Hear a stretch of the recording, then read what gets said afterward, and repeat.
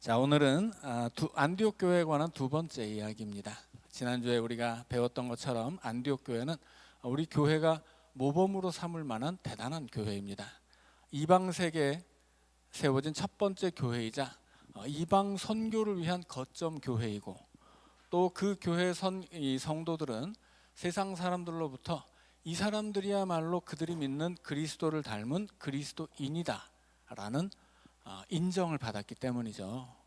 그 교회가 감당했던 사명, 그 교회에서 그 교회를 이루었던 사람들의 그 믿음, 그 신앙인의 어떤 삶, 이런 것들이 너무나 훌륭했다라고 하는 거죠. 자, 오늘은 그 두 번째 이어지는 이야기입니다. 오늘 성경에 보면 아주 단순하게 얘기하면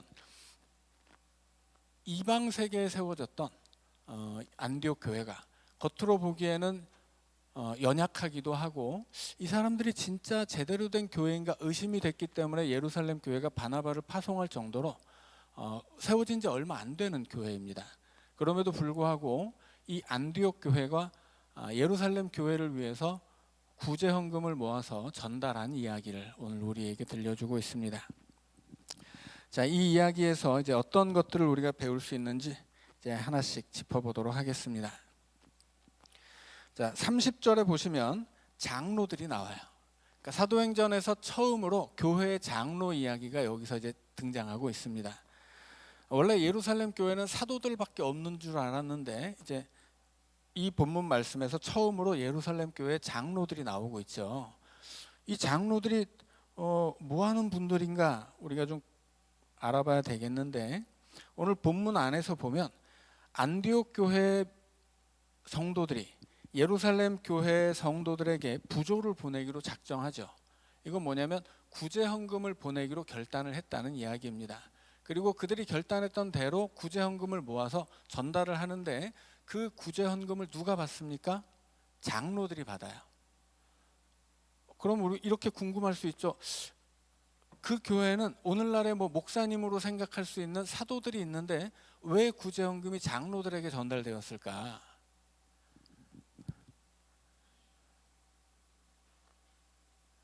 사도들도 있고 장로들도 있어요. 그런데 예전에 예루살렘 교회에서 어떤 일이 있었냐면, 사도들이 복음을 전하는 일에 너무 바빴기 때문에 구제에 소홀해진 경험이 있었어요. 그래서 헬라파 유대인들, 그러니까 외국에서 살다 온 그 유대인들 중에 과부들이 구제를 받아야 되는데 구제에서 소외된 사건이 있었죠.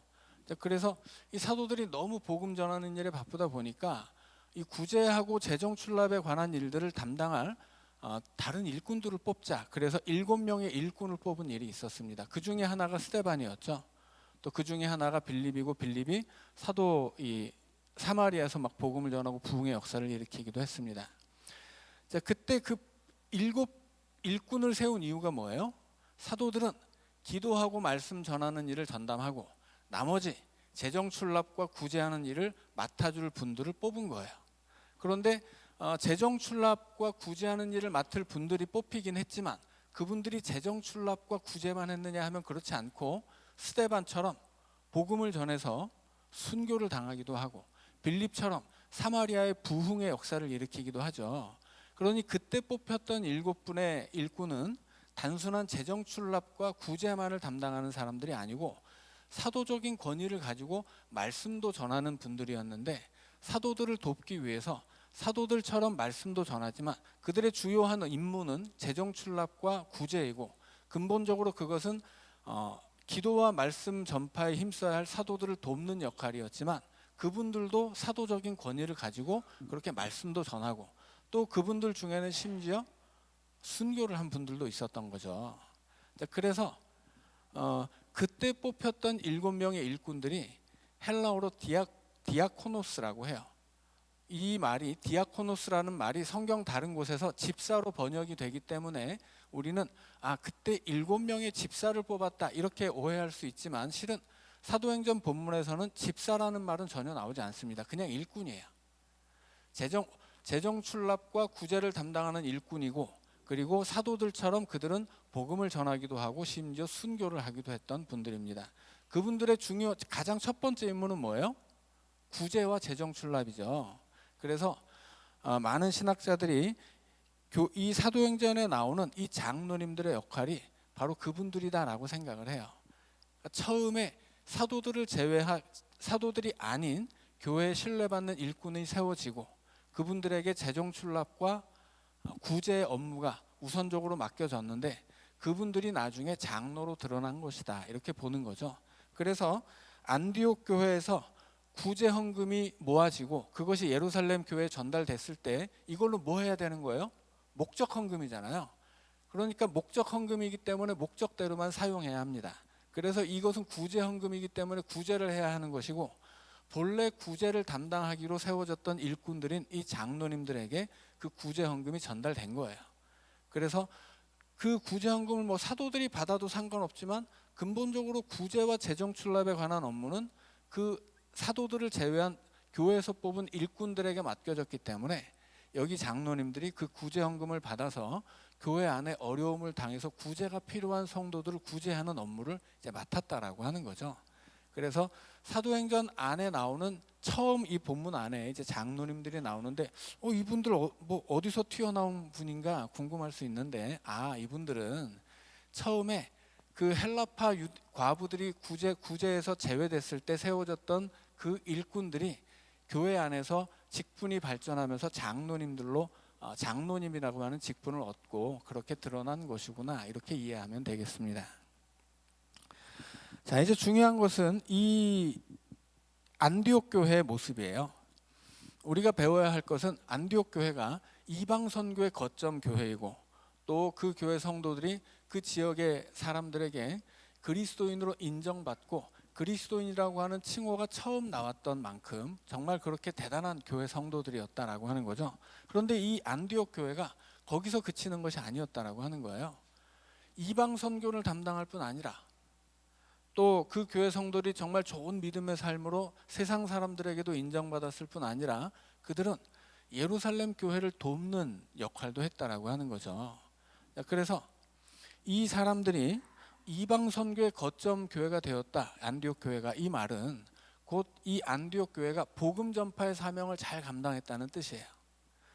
그리고 그 교회 성도들이 그리스도인으로 부름을 받았다, 세상 사람들이 다 그들을 그리스도인으로 인정했다라고 하는 것은 그만큼 그 교회 믿음이 아주 올바른 믿음으로 세워졌다라고 하는 거예요. 그래서 안디옥 교회의 모습이 첫째는 아주 좋은 믿음을 가지고 있었다. 또 둘째로는 그들이 복음 전파의 사명을 잘 감당하고 있었다. 이것을 우리가 지난주에 배운 것이고, 오늘은 그들이 이 좋은 믿음과 복음 전파의 사명뿐 아니라 연약한 교회를 돕는 사랑의 섬김을 할 줄 아는 교회였다라고 하는 것이죠. 그래서 이 사람들은 예루살렘 교회가 흉년 때문에 어려워졌을 때 이제 구제 헌금을 결단하죠. 그래서 12장으로 넘어가면 바나바와 사도 바울이 거기서 그 결단한 만큼 거두어진 구제 헌금을 가지고 예루살렘에 가서 전달하고 돌아온 뒤에 이제 선교 여행을 떠나게 됩니다. 그러니까 안디옥 교회라고 하는 교회는 복음 전파의 사명을 감당한 이방 선교의 거점 교회인데 그 선교를 위해서 출발하기 전에 어떤 모습이 있었던 거예요? 그 교회 성도들은 그리스도인이라고 하는 칭찬을 받았던 사람들이고 또 그 교회는 연약한 이웃 교회를 도울 줄 아는 사랑의 교회였다라고 하는 거죠. 그리고 그 다음에 그 교회가 감당했던 선교의 사역이 이제 12장부터 펼쳐지는 겁니다.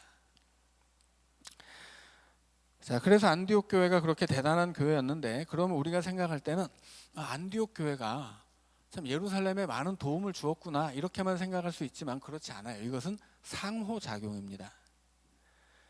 자, 우리가 지난주에 배운 것처럼 안디옥 교회가 어디에서 출발해요? 스데반의 순교에서 출발합니다. 그리고 그 순교의 위험 속에서 흩어지던 예루살렘 교회 성도들이 자기가 순교할 수 있는 위험을 감수하고서 각 지역에서 복음을 전파하잖아요. 그 복음 전파 열매로 맺어진 것이 바로 안디옥 교회예요. 그리고 안디옥 교회가 세워졌을 때 또 예루살렘 교회에서 바나바를 파송하죠. 그래서 바나바가 와서 그 교회를 위해 정말 열심히 사역을 합니다. 그리고 자기 혼자서 할 수 없으니 바울을 데려다가 같이 사역을 하고, 또 12장으로 넘어가면 그 교회에서 세워진 다른 이방인 신앙 지도자들이 있어요. 그래서 총 5명의 이 지도자들이 안디옥 교회를 열심으로 섬깁니다. 그러니까 안디옥 교회는 예루살렘 교회에 뭔가를 베풀기만 한 교회가 아니라 먼저 받은 교회예요.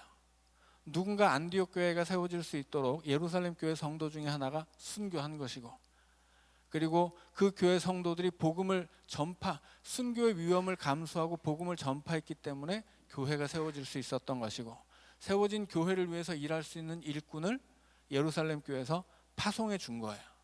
그리고 거기에 덧붙여서 27절에 나오는 선지자들이 있죠. 예루살렘 교회에서 선지자들이 와서 안디옥 교회에 이르렀다. 이제 그렇게 말씀하고 있죠. 이 선지자들은 누구일까요? 이 선지자들은 구약의 언어로 이야기하면 예언자라고 이제 말할 수도 있죠. 예언자, 선지자는 다 똑같은 말씀입니다. 자, 그런데 이제 이 본문 안에서 아가보라고 하는 선지자가 천하의 큰 흉년이 될 것이다 예언을 하잖아요. 그러면 우리는 이 본문 안에서 예언자는 어떤 하나님 말씀, 기본적으로 하나님 말씀을 전파하는 사람이지만, 이 사도행전 안에서 예언자는 어떤 미래의 일도 알려주는 모양이다, 이렇게 생각할 수 있겠죠. 자, 그런데 사도행전 15장 32절로 가면, 자, 우리 성경을 한번 찾아볼까요? 사도행전 15장 32절.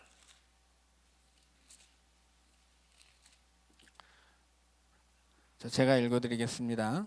유다와 실라도 선지자라, 여러 말로 형제를 권면하여 굳게 하고. 자, 유다와 실라도 선지자예요. 그런데 선지자이기 때문에 뭘 했어요? 선지자이기 때문에 여러 말로 형제를 권면하여 굳게 합니다. 그러니까 예언자라는 분들은, 선지자들은 미래를 맞추는 사람들이 아니에요. 그건 점쟁이라고 말씀드렸죠. 하나님의 말씀 가운데는 미래의 일도 있기 때문에 미래의 일을 맞추는 경우도 있어요. 그런데 미래의 일을 맞추는 건 전혀 중요하지 않아요. 왜냐하면 미래의 일을 맞추지 못하는 선지자도 있거든요. 요나처럼 40일 뒤에 니느웨가 망한다고 했는데 안 망하잖아요. 그럼 요나의 예언이 실패한 거예요? 아니죠. 오히려 그의 예언은 성공한 거예요. 왜냐하면 미래를 바꿨기 때문입니다. 그러니까 미래를 맞추는 것은 점쟁이들의 일이에요. 미래를 맞췄다는 건 전혀 중요하지 않아요. 중요한 건 뭐예요? 멸망할 수밖에 없는, 멸망이 정해져 있는 사람들의 현재를 바꾸는 거예요. 하나님의 말씀으로. 그게 바로 예언자들입니다. 그래서 예언자들은 미래의 일을 말하기도 하지만 그보다 더 중요한 것은 그 미래의 사건을 통해 현재를 바꾸는 거예요. 그래서 예언자라고 하는 것은 미래를 맞추는 점쟁이들이 아니라 미래에 심판을 받아야 할 그 죄인들의 현재를 하나님의 말씀으로 바꾸는 사람들이에요. 그래서 사도행전에서도 지금 유다와 실라가 선지자이기 때문에 말로 형제를 권면해서 굳게 세웠다. 그러니까 이 말로 형제들을 믿음으로 굳게 서게 권면하는 사람들, 그들이 바로 예언자, 선지자들인 거죠. 자, 오늘 본문에 나오는 아가보 역시 그렇습니다.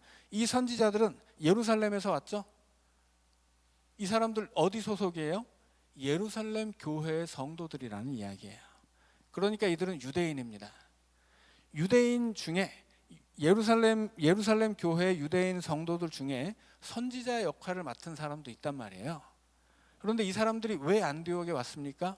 선지자들은 말씀으로 권면하고 믿음을 세워주는 분들이기 때문에 지금 세워진 지 얼마 안 되는 안디옥 교회에 선지자들이 와서 하나님의 말씀으로 그들을 권면하고 그들을 도와주려고 온 거예요.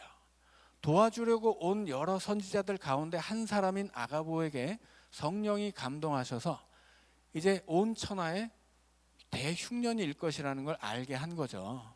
그러니까 대흉년의 예언을 한 것은 결과일 뿐이지 목적이 아니에요.